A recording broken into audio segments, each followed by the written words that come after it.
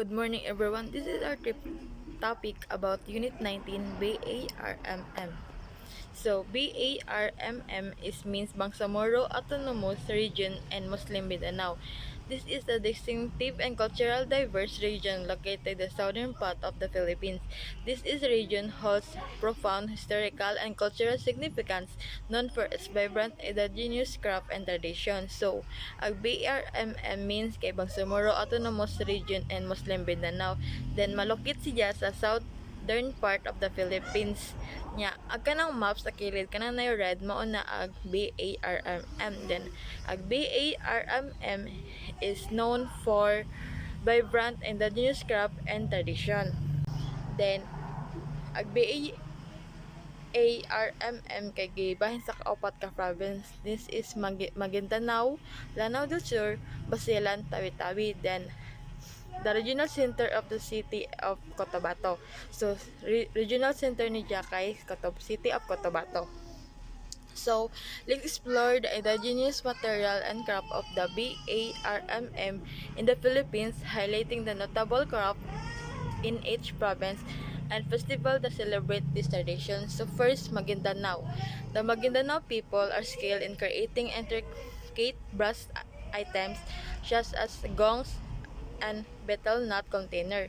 Inaal weaving is a tradition known for its vibrant pattern and also a significant craft. So, this is the example of inaal weaving and brassware.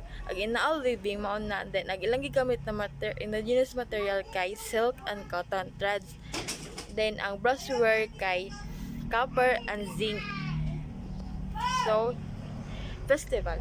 Sharif Kabunsuan Festival. This is festival celebrate the Maguindanao culture, showing case the craftsman of brassware and in all weaving through the exhibit and performance. So, this is the example of Sharif Kabunsuan Festival. So, ang ilang gi-represent nila dira kay ilang region, combination the tradition and cultural heritage in one celebration. Then, ilang pun diya gi-represent ang ilang inaol weaving and brassware. Del Sur is a Maranao weaving. The Maranao people are famous for their striking textile characterized by colorful geometric design.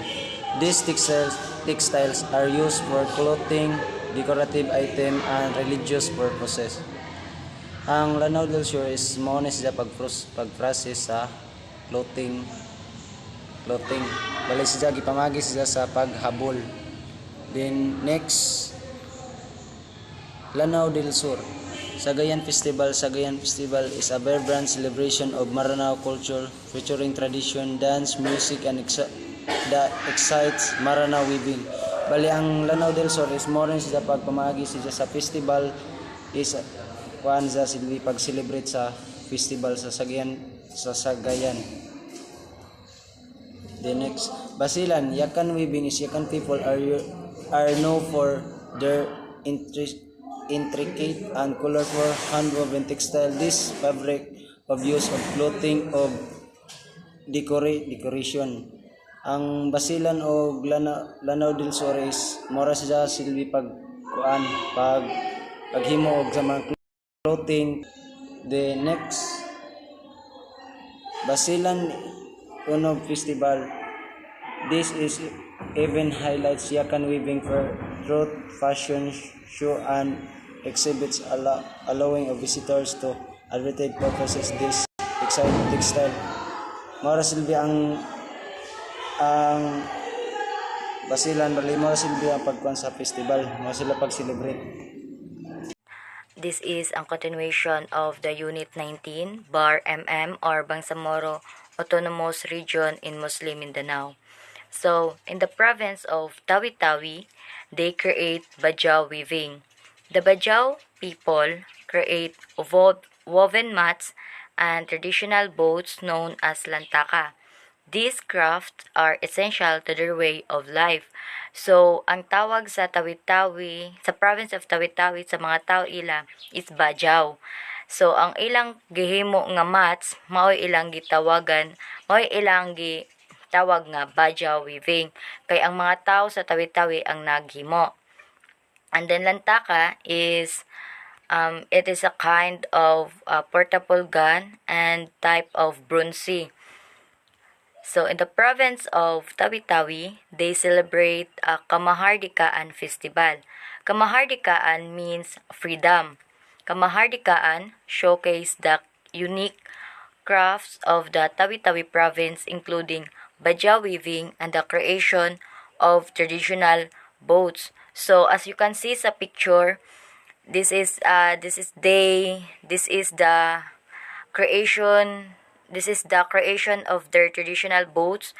And as we can see sa picture pod sa Bajau weaving is colorful kaayo ang ilang gipanggamit nga kanang ilang gigamit nga mats, and ang ila pong boats is colorful sad na daghang mga colors. These indigenous crafts and festivals in the Bangsamoro Autonomous Region in Muslim Mindanao or BAR-MM are a testament to the rich cultural heritage of the area. So nagpakita ang ilang lugar o kuan jud sila kanang daghan sila o rich ang ilang area o mga cultural heritage. They provide a platform for locals and visitors to appreciate the artistry, skills, and cultural significance of this craft.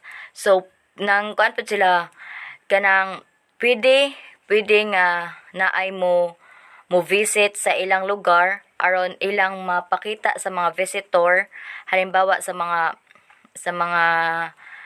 mga Amerikano, o gusto silang mo visit sa Tawi-Tawi, ilang mapaksa aron ma-appreciate sad sa mga tao nga kuan naay ang sa Tawi-Tawi is mapakita nilang ilang mga artistry, skills, and nag-ilang ubang cultural nga craft, ensuring their preservation for future generations. These festivals are not only celebrations of culture, but also a means to educate and raise awareness about the artistic traditions of the indigenous communities in the region. So sa festival sa Kamahardikaan, dili lang kay aron lang ilang gipakita or nag-celebrate sila sa ilang festival aron lang mapakita atong ilang unique nga paghimo sa ilang boats. Ila pong gipakita nga o ila pong gi-celebrate tong ilang festivals aron ma-educate og naapoy awareness ang ilang mga future generations sa unsa jud ang uniqueness og unsa jud kahalagahan sa tradition nilang mga sa indigenous communities sa ilang lugar. So that's all. Thank you.